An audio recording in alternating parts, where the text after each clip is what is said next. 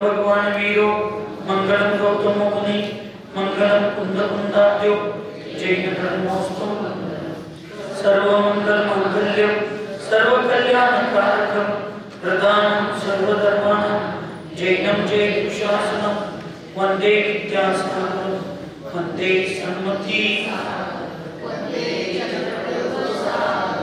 श्रीमन्तं मुक्तिवर्तारं पुरुषवं पुरुषनायकं धर्मतीर्थकरं ज्येष्ठं वन्दे नन्तपुनार्णवं ज्ञानाचार परप्राप्ता नरहर्षिद्धत्रियोगिना नत्वावश्चेष्टदा न चारं विश्वाग्रदीपकम्।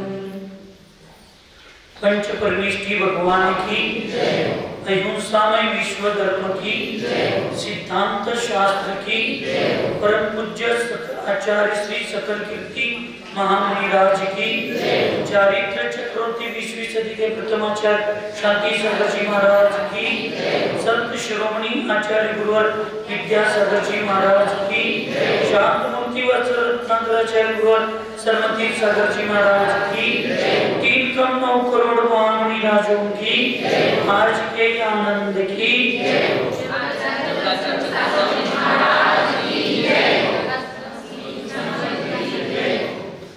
पूर्व चर्चेमध्ये परम पूज्य आचार्य श्री सकल कीर्ती महामुनि राज त्यांनी मूलाच्या प्रदीप या महान ग्रंथात 6व्या अधिकारामध्ये विनय तपाची चर्चा करत असताना जे विनय शारीरिक मानसिक आणि वाचनिक अशा प्रकारचे विनयाचे जे भेद या ठिकाणी सांगितले त्या भेदाची चर्चा आपण करू।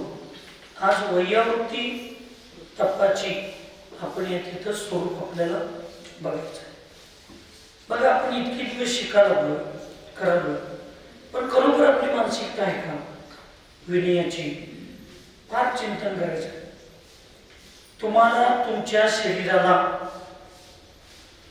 सुरक्षित ठेवण्यासाठी 1-2 व्यावहारिक गुण तुमच्या पोथीत चालतात। एक रामदेव बाबांचं प्राणायाम योगासन आणि एक श्री श्री श्री रविशंकर यांचं सुदर्शन क्रिया वगैरे त्यांनी तुम्हाला एकदा सांगितलेलं असतंय अशा पद्धतीने तुम्ही करा। सगळं करताय सोहम महाराज आल्यापासून रोज सांगतात जयकारा देताना दोन्ही हात वर करा रोज सांगतात त्यांनी करतोय। शरीरासाठी पैसे देऊन एखाद्यानं आदेश दिला तर त्यांनी शरीराच्या सुंदरतेसाठी निरोगी होण्यासाठी स्वीकारायला तयार आहे। पण विनयाची एवढी चर्चा इथं चालू आहे। शारीरिक विनय मानसिक विनय वाचनिक विनय घरात एकटं दुखतं बांधताय तर गल्ली जागा करताय इथं 150-200 महिला आणि पुरुष बसलाय तर जयचा आवाज माझ्यापर्यंत येईना हात उचलायला मी तयार नाही उचललो तर ते ऑक्सिजन चालू आहे काय बंद असं करते तसं लक्षात ठेवा।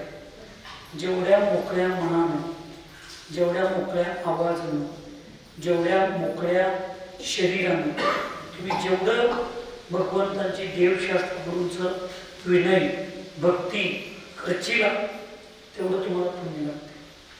काय त्याच्यात जोरानं जय म्हणायला पण काय लाजायचं आहे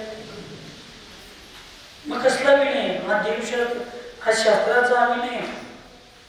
एकदा 1947च्या अगोदर इंग्रजांच्या पुढं भारत माता की जय असं म्हटले आणि एक रात्र पोलीस स्टेशन मध्ये नुसता त्या तुरुंगात जाऊन आले तर जिवंत असले तर अजून 4-5 हजार पेन्शन चालू आहे। स्वातंत्र्य सैनिक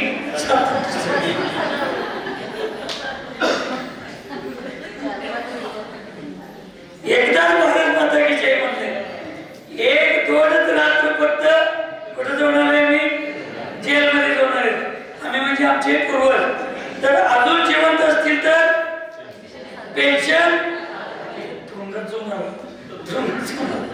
देशासाठी. एकदा भारत माता की जय म्हटल्यावर आयुष्यभर पेन्शन मिळू शकते.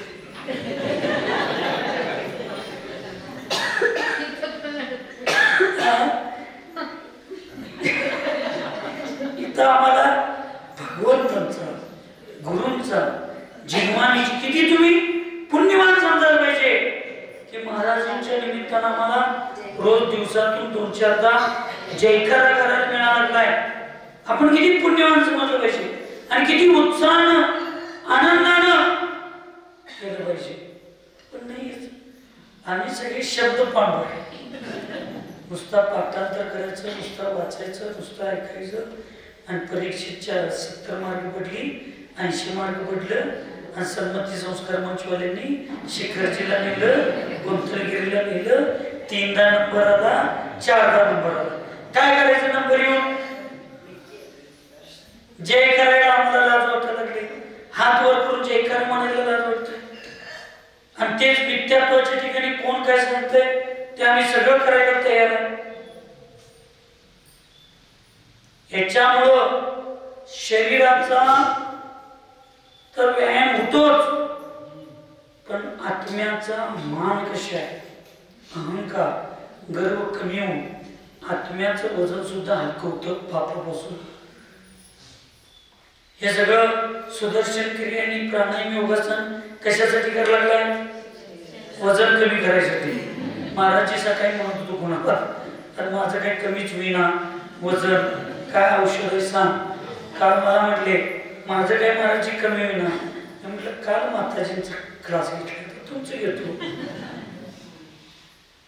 खाया प्यायचं कमी करून वजन कमी होत नाही. मग माझं वजन लई वाढायला पाहिजे. कारण तुम्ही कधीही चॅलेंजात्मक करून बघा, ह्या 5 जणांच्यात सगळ्यात जास्त आहार माझा आहे, सगळ्यात ठोस आहार माझा आहे. हाय ते काय खातोय, खाऊन आणि नाही का म्हणायचं आणि उद्या उपाशी मारायला बाप का बांधून घ्यायचं. तुम्ही एवढं चांगलं भावनेने एवढं चांगलं चांगलं करून घालावं लागलाय, एवढं तुम्ही घालावं लागलाय. मी खाय, मी काय खातोय, तुम्ही खाताय म्हणून, तुम्ही काय करताय, मी खातोय. मग एवढं सगळं आपली कुंडली व्यवस्थित जोडली असताना बरं काय उगाच का म्हणायचं मी खात नाही खात नाही. खोटे काय नाही बघा. आमच्या पुस्तकाला कवर नाही, आमच्या दरवाजाला बाहेरून दरवाजाला कुलूप नाही, काय ओपन आहे. साधून हाय हाय कुठं जाते, कुठं जाते, काय गेल्यावर हाय बोलला गेल्यावर सरकार. साधूचं जीवन एवढं स्पष्ट आणि एवढं व्यवस्थित असलं पाहिजे, बारकं पोरगं येऊन त्याला वाचलं पाहिजे, असलं आपलं पुस्तक असलं पाहिजे.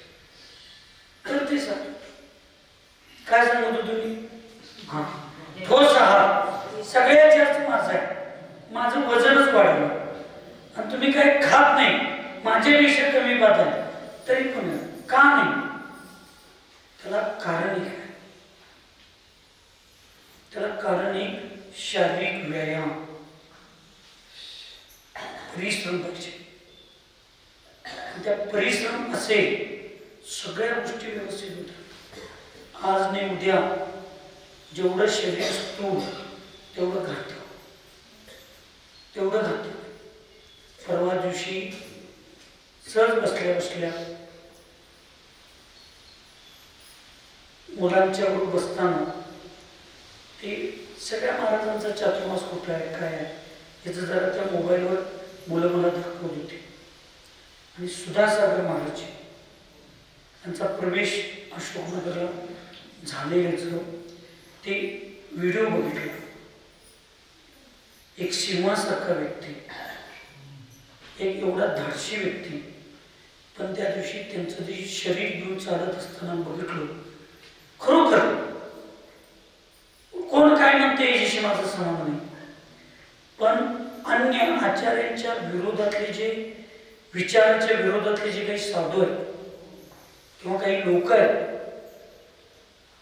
यांच्याकडून आचार्यशींच्या संघावर किंवा या जयपूर विचाराच्या लोकांच्याकडून 1990 पासून 2005 पर्यंत मधला जो एक 20-25 वर्षाचा किंवा 15 वर्षाचा जो कालावधी आहे, त्या कालावधीमध्ये उपसर्ग न व्हायला किंवा ही लोक शांत बसायला जर संपूर्ण अर्थात कोण कारण असेल तर ते फक्त एकमेव सुराचा एकमेव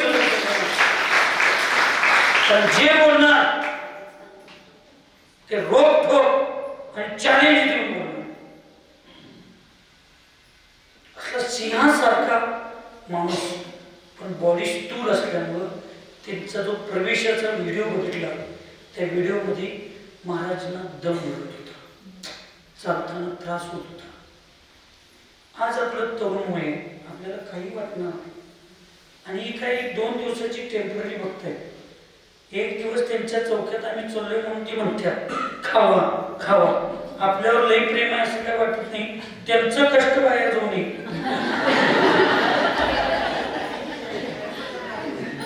खरं काय बोलायचं, केवळ जरा खावा की केवळ कसं जरा तुम्ही कधी म्हणता का शरीराला चांगलं असते की असं म्हणताय, एवढं महाराज केवळ खावा की आम्हाला प्रसाद करा की तुम्हाला प्रसाद करायसाठी आम्ही खायचे त्या वर्षी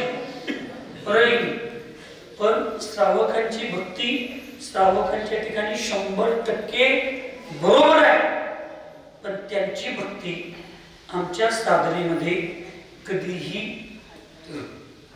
अडथळेला निमित्त ठरू नये याच्याकडे आमचं लक्ष असलं पाहिजे.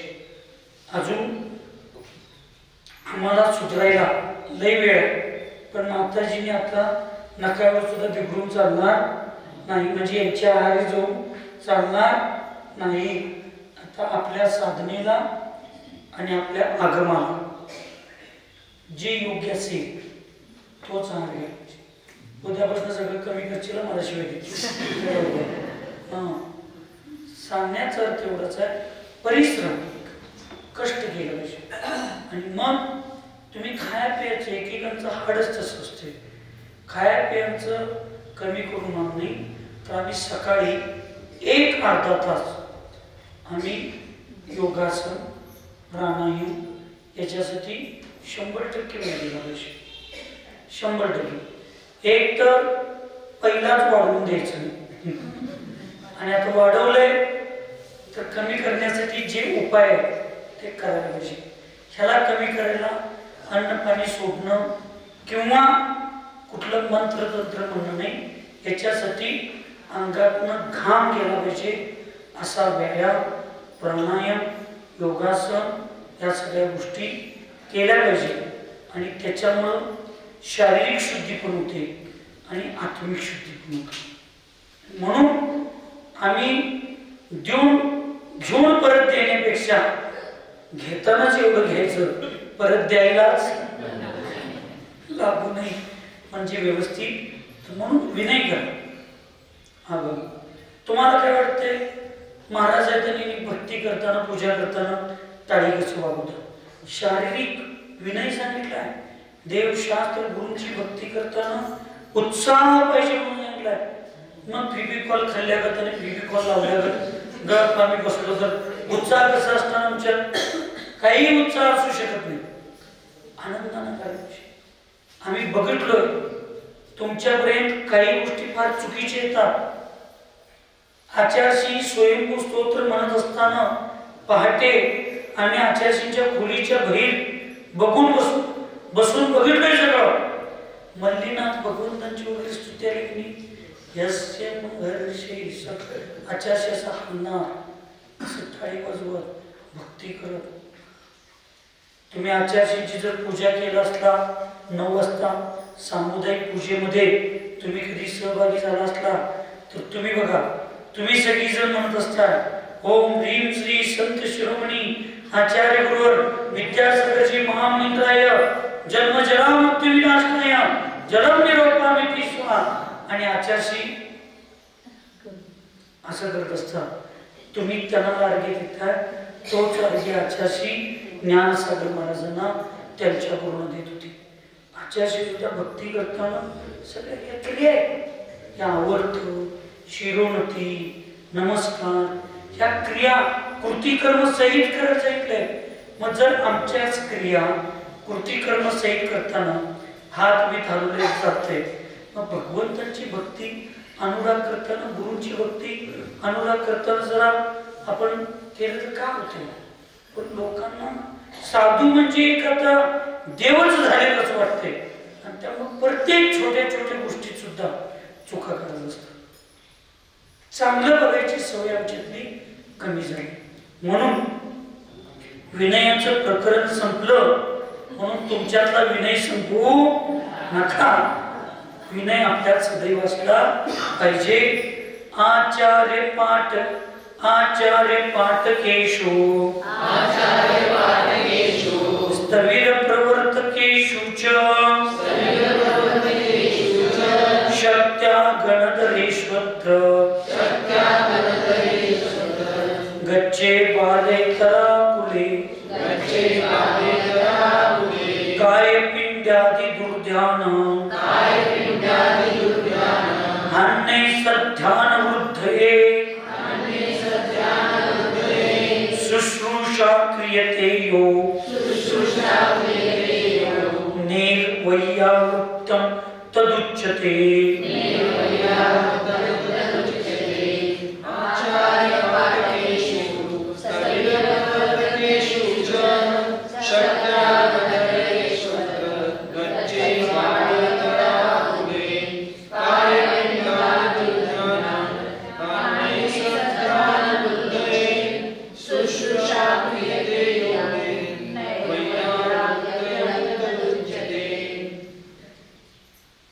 पहिल्यांदा ज्यावेळेला पंढरपूरचे बडे बाबा तिकडं नवीन मंदिरामध्ये विराजमान झाले, आणि पहिल्यांदा ज्या दिवशी अभिषेक झाला तो व्हिडिओ मिळाला तर बघा.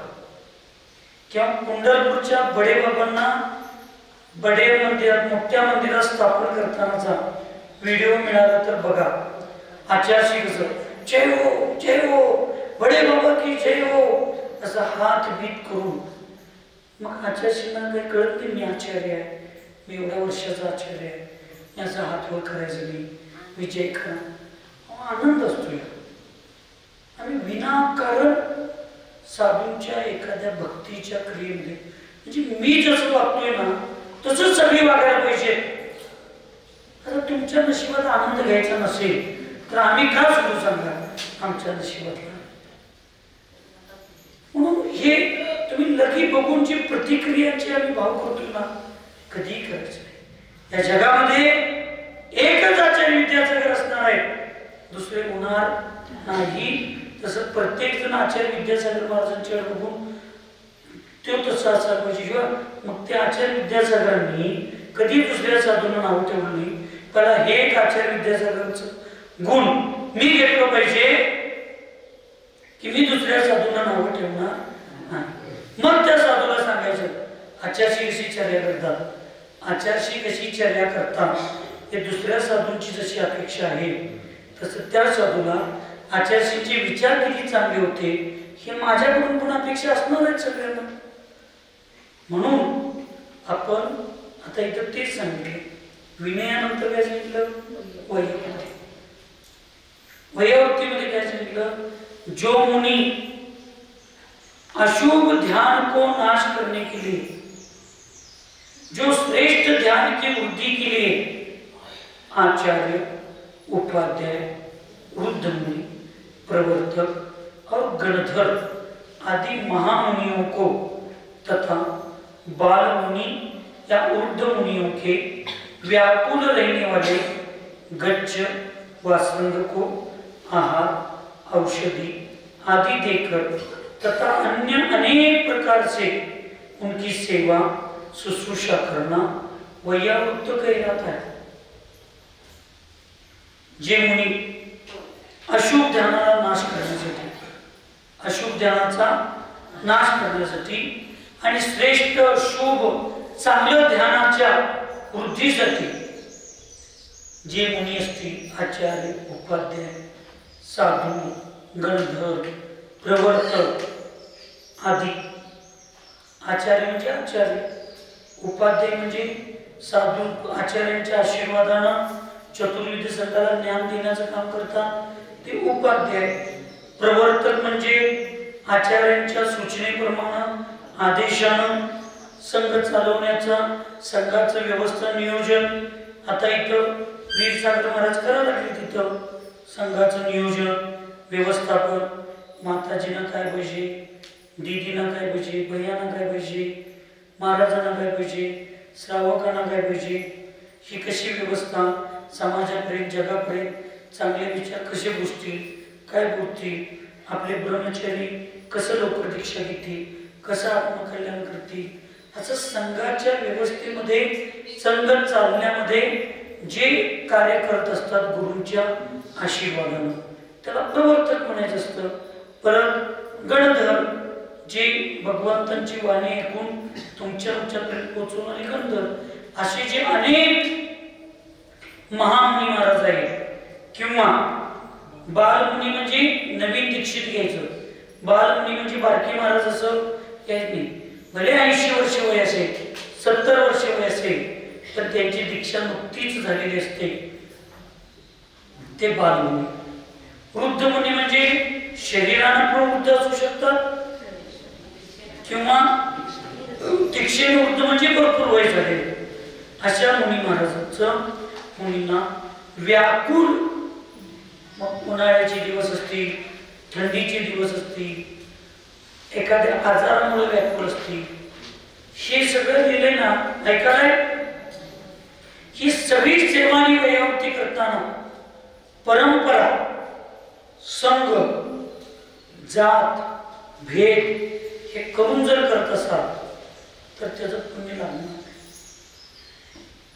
जात भेद म्हणजे काय, ते पंचमाचा आहे, हे चतुर्थाचा आहे, ते उत्तर भारतातले आहे, किंवा दक्षिण भारतातले आहे, ते 20 पंथी आहे, हे 13 पंथी आहे, ते हे आहे. असला विचार करून आज सगळे एक सगळं आहे. 20 पंथी साधू मारा लागले तरी 13 पंथी श्रावकांचे भाव होत नाही.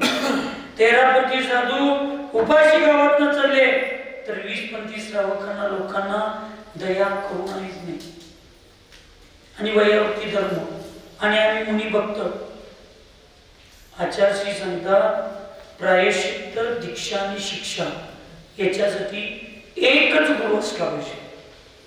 प्रायश्चित्त, दीक्षा आणि शिक्षेसाठी एकच गुरु असले पाहिजे. पण सेवा, वैयावृत्ती, आदर करण्यासाठी जे पिंची कमंडलधारक साधू पुढे येतील त्यांचा आपण किमान सुरुवातीचे 3 दिवस तरी कुठलाही विकल्प विचार न करता त्यांची सेवा केली पाहिजे.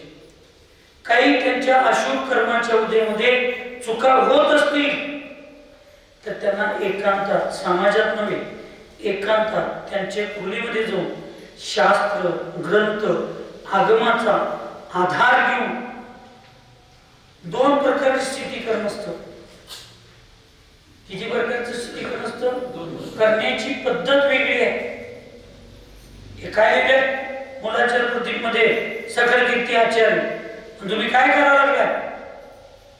ही दंडोक्षाहीची स्थितीकरण झाली. म्हणजे तुम्ही कमी आहे आणि आम्ही लई शहाण आहे हे. आणि तेच तुम्ही ग्रंथ घेऊन गेला. महाराजजी तुमची एवढी चांगली दीक्षा आहे, तुम्ही एवढे दिवस झाले दीक्षा घेऊन झालाय, परवा जरा मला स्वाध्यायाचा विषय कळला नाही, जर एवढं तुम्ही त्याला मला ह्या सूत्राची, या गाथेचा अर्थ सांगितला, समजावून सांगितला तर बरोबर. ते मुनी जर हुशार असतील, शहाणे असतील, मंद कसे असतील, पण चुकत असतील तर ते गाथा वाचून त्यांच्या लक्षात येईल की हा जीव माझ्या स्थितीकरणासाठी ग्रंथ माझ्याकडे आणून ठेवलाय. ते तुम्हाला पण त्याचा अर्थ सांगतील आणि आपल्या पण जीवनात परिवर्तनाची भूमिका ठेवतील. नाहीतर तुम्हाला अर्थ व्यवस्थित सांगतील, मग महाराजी जरा असं आम्हाला वाटायला लागेल, बहुतेक आमची नजर चुकीची असेल, पण भाव चांगले, मग इथे असं सांगितले आणि तुम्ही एवढेच चांगले साधू असून हे का छोट्या छोट्या चुका करून तुम्ही तुमचं नुकसान करून घ्या. क्षमा करा, आम्ही बोलत असताना तुम्हाला वाईट वाटेल, पण दिगंबर मुनी भगवान आम्हाला भगवंत स्वरूप आहे आणि आमच्या दिगंबर मुनी महाराजांच्याकडे बघून कोण तर चुकीचं बोललं तर ते थोडं चांगलं वाटत नाही, म्हणून थोडं एवढे विनयपूर्वक स्थितीकरण करण्याचा प्रयत्न करा. त्यातनं पण स्थितीकरण नाही झालं तर तुम्ही त्या साधूंच्या बद्दल तुम्ही 2 पावलं बाजूला थांबा, पण त्यांची निंदा, त्यांची मस्करी आणि त्यांचा अपप्रचार करायचा अधिकार तुम्हाला आम्हाला कोणीही दिलेला नाही. आणि असे जरी मुनी महाराज असले, मी ऑन कॅमेरा सांगावं, जरी असे मुनी महाराज असतील, तुम्ही त्यांच्या संपर्कात किती राहायचं नाही राहायचं हा तुमचा विषय. एखादा त्यांच्यात चूक असेल तर त्या चुकीकडे दुर्लक्ष करून त्यांच्यातले चांगले गुण असतील त्या गुणांना ग्रहण करण्यासाठी जायचं काही नाही जायचं आपण ठरवायचं. पण जर ते आपल्या गावात असतील आणि आपल्याला क्रमाप्रमाणे आपण एक जैन समाज म्हणून जगतोय, तर आपल्यावर ज्या दिवशी नंबर किंवा आपल्याला ज्या दिवशी वाटेल त्या दिवशी तशा साधूंचा चौकार 1-2 दिवस करणं, करुणादान, दयादान, वात्सल्यदान म्हणून आपण त्यांचा चौका करणं, नमस्कार करणं सोडून दे. एका गावात 750 घर जैन समाजाचे. किती? 750. मी त्या गावात जायच्या अगोदर आणि काही असं स्वाध्याय किंवा काही लोकांना असं करणारे घरच गावात फक्त एक 10-20 असतात. पहिला सगळीच कोण करत नाही आणि ते 10-20 लोक परत हे भेदभाव करत बसतात.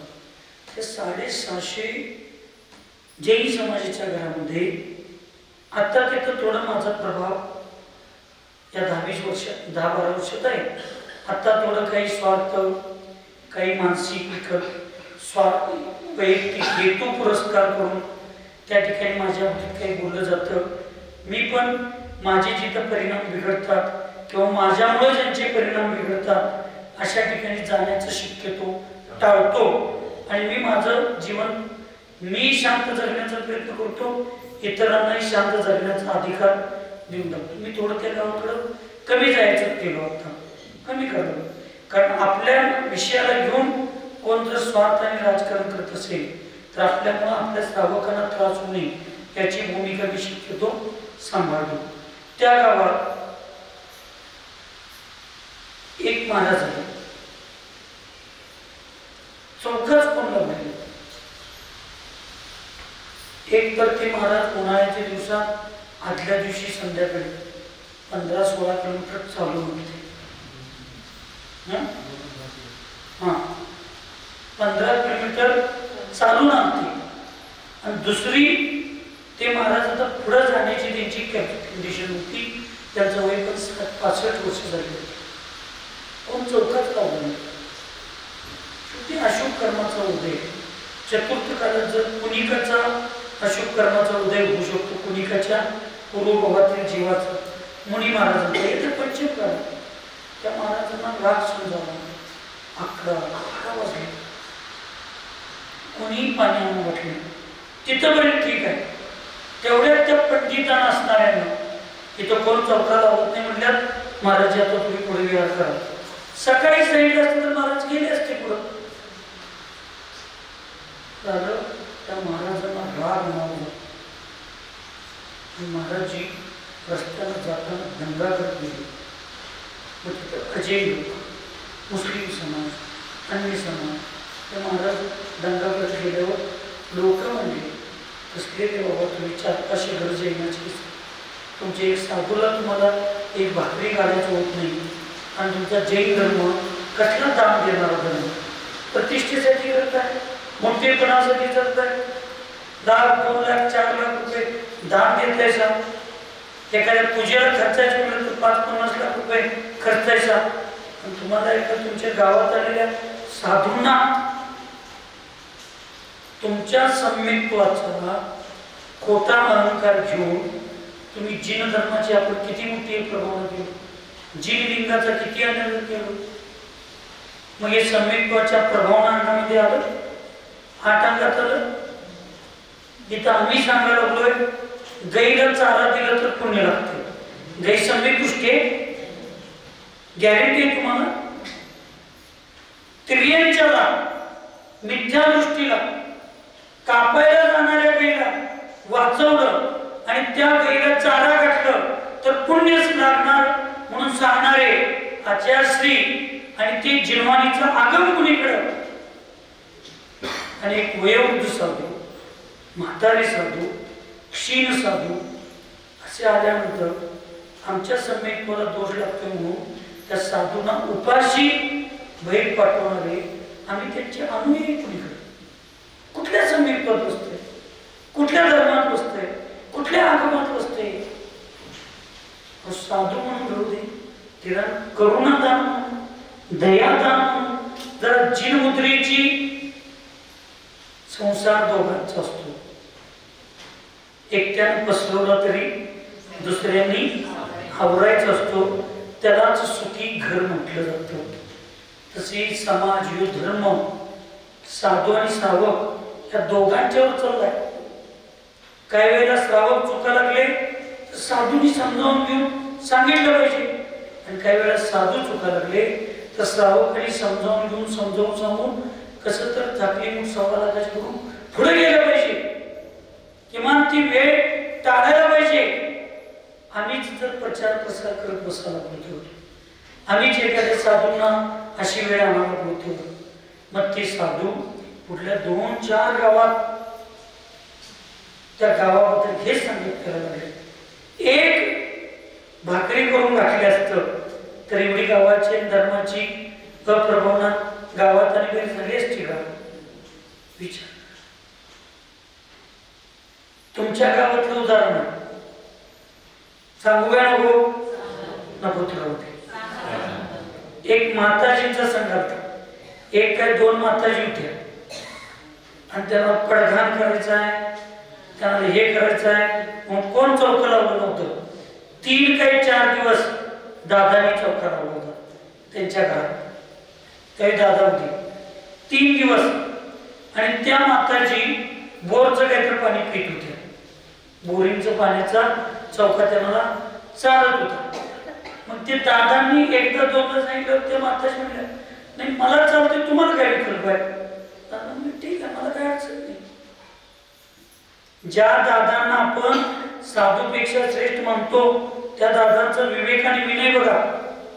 जर पृथ्वीतनं चौका लागला नाही म्हणून त्या माताजी कुठल्या गावात गेल्या तर आजपर्यंत पृथ्वीचं जेवढं नाव चांगलं आहे. एका सेकंदात दादा कोणाला तुम्हाला जबरदस्ती केलं नाही. चौका लावा, चौका लावा. त्यांनी स्वतःच्या घरात चौका लावला. 2-3 दिवस झाले. मला एक कळलं, दादा माझ्याकडे आले ते दर्शनला. मी म्हटलं दादा हे असं काय? हा बघा महाराज, आता तुम्ही साधू आहे, तुम्ही एवढा अभ्यास केला, तुम्ही पिंची कमंडल घेतल्या, तुम्हाला बोरचं पाणी पिल्यावर पाप लागत नाही. याची जर अक्कल आणि याचा जर विवेक तुम्हाला नसेल, आम्ही तर असंच आहे हो. आम्हाला काय, आमच्या गावात आलाय, आमच्या घरात आलाय, आम्ही 2दा निवेदन केलं माताजी नको नाही मला ते चालतं. तुम्हाला चालत असेल तर मला काय, आम्ही 2दा सांगू शकतोय तुम्हाला शुगर आहे, साखर खाऊ नका, साखर खाऊ नका. मी मागणार आहे, तुला कशाला पाहिजे? आम्ही दुकानदार आहे, पुण्य मिळवायला आम्ही बसलोय. सावक येईल त्याचा तुला हार देऊन आम्ही पुण्य मिळवणार आहे. ते गिऱ्हाईकच म्हणायला लागलं आम्हाला काय अडचण नाही, तू दे घ्या. पण मी जर हे केलो नसतो आणि त्या जर माताजी प्रत्येक गावात कोथळीबद्दल जर बोलत गेल्या असत्या तर प्रत्येकाचे 50 फोन निरोप, दादा असं झाले, दादा असं झाले. त्या सगळ्यांना महिनाभर उत्तर देण्यापेक्षा गप 2 दिवस भाकरी वडून घातल्यावर काय होईल? एवढं दादांच्याकडे विनय होता, शांत प्रतिमा झाली. पण दादांनी आपला विवेक आणि विनय जिन धर्माच्या अप्रभावनेला, जी प्रभावनेला धक्का लागल कधी आपल्या.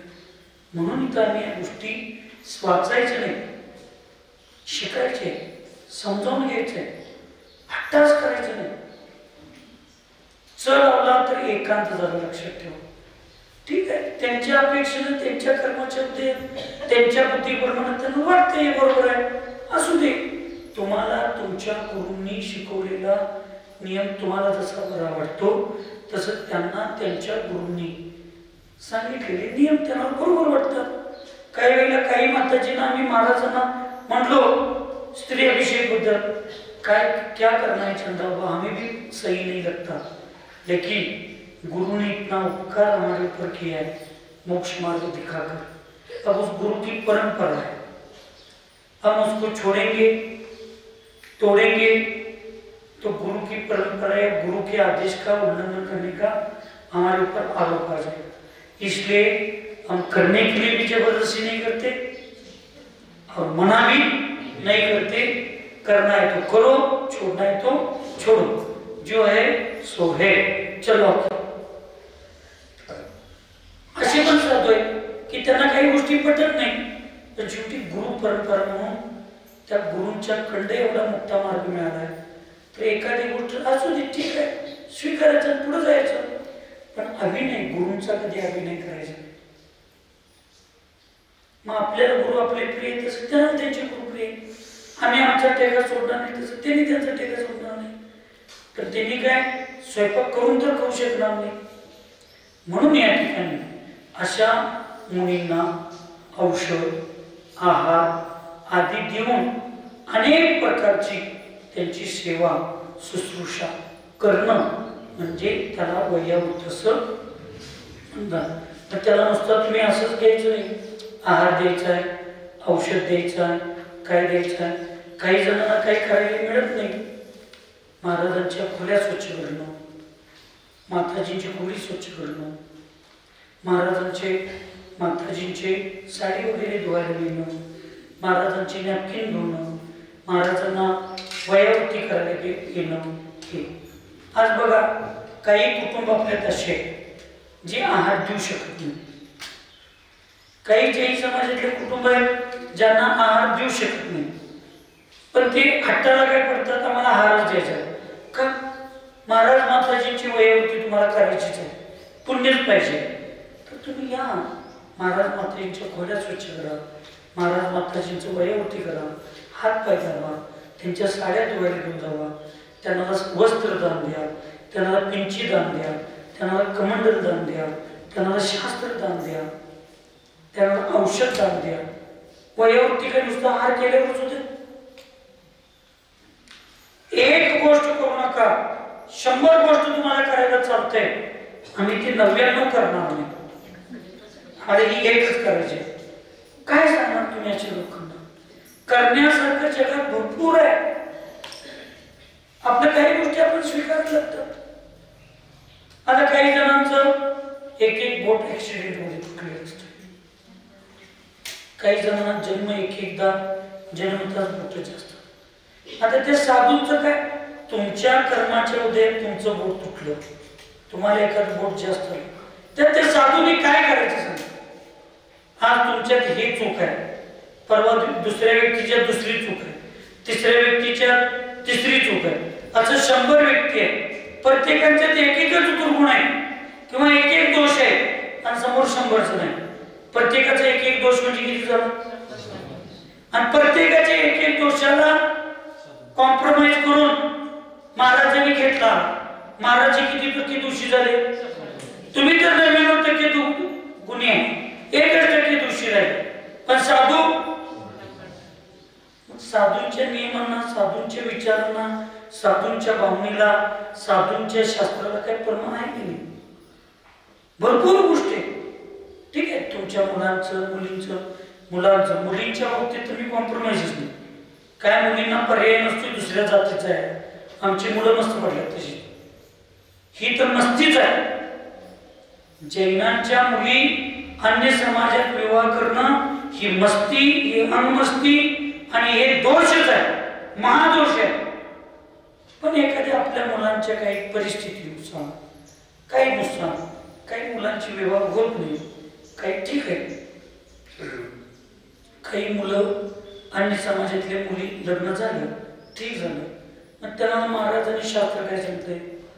फक्त आहार करू नका आणि भगवंताची पूजापाठ करू नका. आयुष्यात कधी त्या घरात आहार झालेला नसतो, आयुष्यात कधी आहार करत नाही.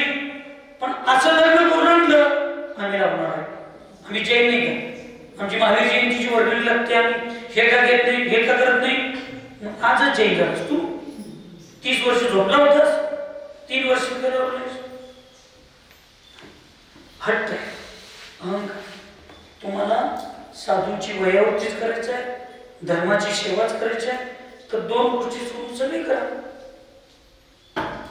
आपल्याला मुक्ता सवार घ्यायला नाही मिळालं तर लोक काय करतात सांगा. लोक बारकं सवाल तरी घेत आहे. मस्त दुकानात जाताना साडी चांगली आणायला म्हणून जातात, साडी पसंत पण पडते, पण 10,000 किंमत असते. त्यावेळी काय करताय, ते दुकानदार किती सांगतोय, घ्या चांगले, सगळं करायचं. माझी ती परिस्थिती, तिथं परिस्थिती नाही म्हणून 10,000ची साडी न घेता 5,000ची साडी घेऊन येतात. आणि हिथं आपल्या त्या नियमात आपण बसत नाही, म्हणून आपण आहार सुरू बाकीची वयावरती करायला आपण काय कमी पडतोय, मग का कमी पडतो. म्हणजे आम्हाला जे करायला चालत नाही, बायकांना भांडू नका म्हटलं की जास्त पाऊस. हे नियम आहे. माताजी लक्ष देऊन ऐका, उपासा दिवशी भुका जास्त लागतात. 9 ते 11 उपासा दिवशी भुका जास्त लागतात. मरायच्या वेळेला जगायची इच्छा वाटते. जनरली हे समाधीचा विषय नव्हे, सगळ्याच लोकांना मरायच्या वेळेला जगायची इच्छा होते, उपासाच्या वेळेला जास्त खायची इच्छा होते, मौन दिवशीच बोल.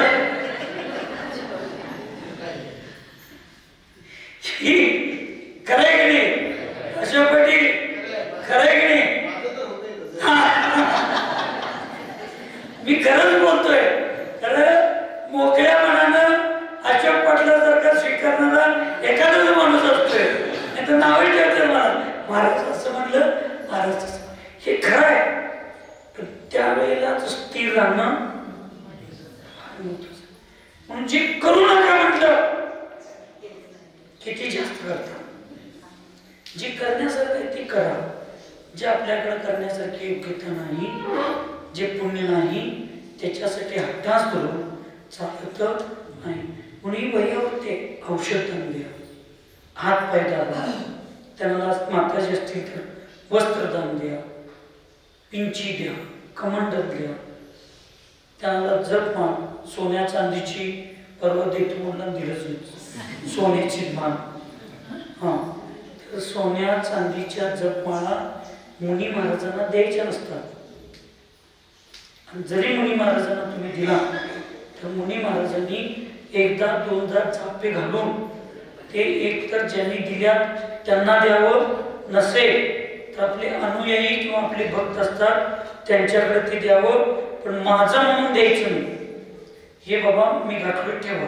आता त्यांनी आमच्याकडे काही चोरून बिरून काही नसते. आमचा पण एक तो लय विश्वजित म्हणायचा खास भक्त आहे. आता तो एक जैन आहे, मी त्याला समजावून सांगू शकतो, पण त्यांच्या उद्योगातल्या त्यांच्या सहकारी आहेत त्या अन्य समाजातल्या बेळगावच्या साधनाताई म्हणून. आता त्यांची फार इच्छा झाली. गेल्या वर्षी बहुतेक माझ्या जन्मदिवसाच्या निमित्तानं काय तर त्यांची फार इच्छा झाली आणि त्यांनी म्हटले महाराज मला जपमाळ द्यायची. आता मी नाही म्हणलो, 1-2दा म्हणलं नको. ते एकदम म्हटल्या आम्ही अजय नाही म्हणून चालत नाही काय. मग तिथं श्रद्धेला ठेच लागला. आम्ही म्हटलं तो तुमचा प्रश्न आहे बघा, मिळाली, दिले जपमाळ. आम्ही विशेष त्या दिवशी मोठे कार्यक्रम असतात, आम्ही मागत नाही, पण दीदी लोक किंवा संस्थेतली लोक माझ्या पुढे आणून ते जपमाळ ठेवतात. आम्ही तेवढे 1-2 दिवस ते जप करतोय आणि मी तिथंच ठेवतोय आणि जातोय. त्यांच्या लक्षात आलं तर ती घेऊन जातील, नसेल तर तिथंच ठेवली, गेली तर गेली. आमचा त्याच्यावर मौन आहे, पण तुम्ही आणून दिलाय, आम्ही जापे घालायचं ठेवायचं. साधू संतांना साधी जपमाळ आहे, सगळ्यात चांगली स्वतःची दिलेली. पण तुमच्यासाठी हा नियम नाही. श्रावकांनी जेवढ्या उच्च धातूचं द्रव्याचं उपयोग धर्मध्यानामध्ये करशीला तेवढं तुम्हाला सगळ्यात जास्त पुण्य. आणि साधूंनी दुसऱ्यांचं मन चोरीचं होऊ नये, दुसऱ्यांचं मन ते अपहरण करण्याचं होऊ नये असल्याच साध्या वस्तू वापरण्याचा प्रयत्न साधूंनी केला पाहिजे. आणि तुम्ही साधूंना तसल्याच वस्तू दिला पाहिजे. अशा वस्तू द्यायच्या आपण दान. वयावरती त्यांच्या रत्नत्रयामध्ये त्यांच्या शुभध्यानाला निमित्त पडेल, विशुद्धीला निमित्त करेल, हे सुद्धा करू शकता. या सगळ्यालाच वयावरती म्हणतात. आणि कोथळीवाल्यांचं तर किमान कोथळीवाल्यांचं तर पुण्य एवढं प्रबळ आहे, तुमचं पुण्य एवढं प्रबळ आहे. लक्षात ठेवा, 10 चातुर्मास करशील असलं पण प्रत्येक वर्षी तुमच्या समाधी घेणारी साधक कोण असणार नाही. तुम्हाला यावेळेला चतुर्विध संघ मिळाला. आणि एवढे सगळे आता माताजी 16-17 वर्षाची साधना केली. अशा साधना केलेल्या माताजींच्या समाधीची सेवेचं तुम्हाला फळ मिळाले. आम्हाला कळलं, मी काय वाईट म्हणतो नाही. मला बाहेरची गावची 2-3 म्हणली महाराजी चातुर्मास कलश सगळ्या जवळ कोथीच्या एका पण व्यक्तीने भाग घेतला नाही. मी म्हटलं तुम्ही आता बरेच आलाय, तुम्ही द्या. आता परत चातुर्मासात आणि समाधीला जो खर्च लागणार आहे तो सगळा कोथरीवालेच करणार. तुम्हाला याचं अजून महत्व कळलं नाही म्हणून सांगतो. आणि कळलं असलं तर पुरुषार्थ करणार म्हणून सांगतो.